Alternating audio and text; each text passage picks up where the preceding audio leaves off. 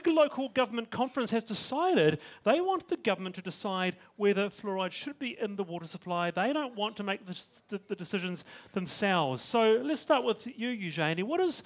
Does the Green Party have a policy on fluoride?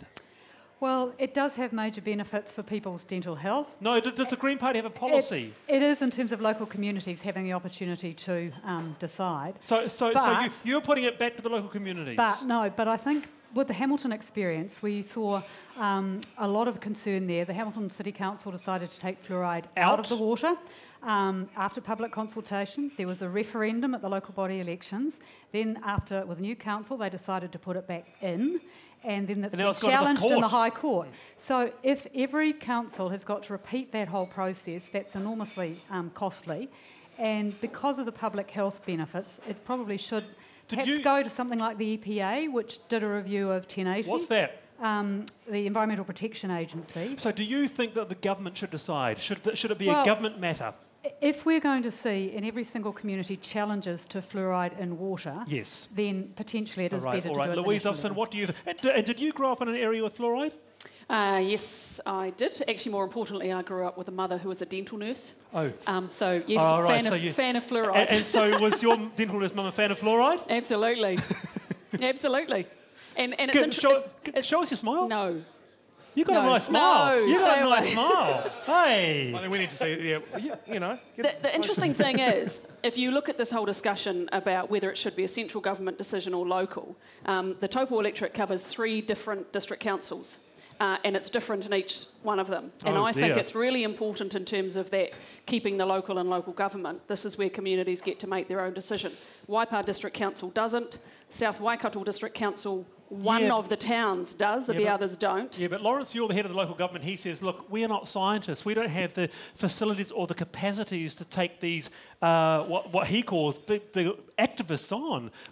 He wants help from you guys, and you're not giving it to them. Peter Gluckman has come out very clearly and said that there is no detrimental effect on health for having fluoride in the water. He is the government's chief science advisor.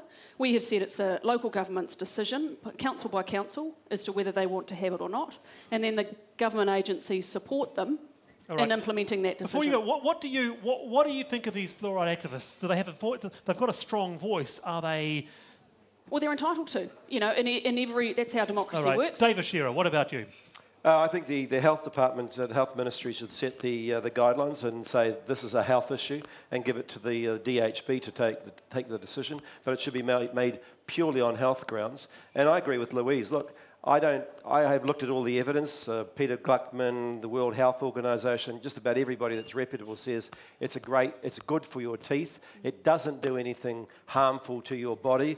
And in New Zealand, where we had fluoride in the water and there were 30% more cavities in those who didn't than those who did. But they don't have it in the other thing is, it also hits disproportionately poorer incomes people more as well, and I think that's But Eugenie, they don't have it in Christchurch where you come from. They don't have it there. So you're going to have some very unhappy people in Marlborough, Tauranga, New Plymouth, Christchurch, when it becomes a national issue and not a local issue. If you've got local government asking for help here, then we probably do need a review of fluoride to actually put some of those concerns to bed. If people are worried about what's in their water, they should be more worried about nitrate in places like Canterbury, because of rising nitrate level. That is a real health threat. But the bottom line here, though, I mean, seriously, we don't need another review. I mean, the bottom line here is the Ministry of Health has said that it is good for your teeth and there is no bad outcomes from it. Is there a suspicion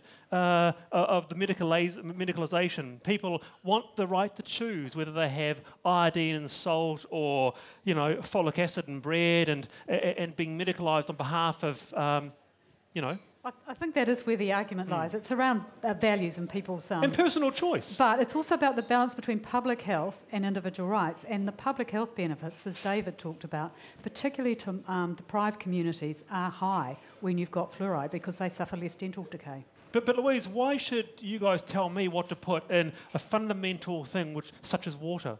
Why?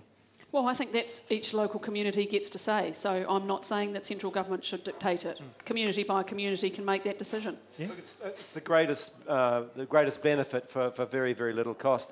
And it's the same sort of thing about people who decide that they're not going to have their kids vaccinated. I just can't stand it when people do that. They are effectively parasites on those people who go out there and actually have the vaccinations.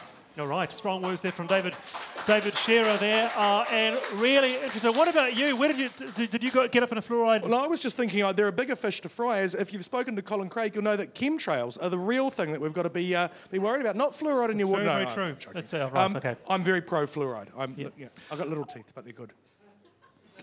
Well, you have got little teeth, haven't you? I have got little teeth. There you go. Yeah. All right, look, stay with us. Well, they are little.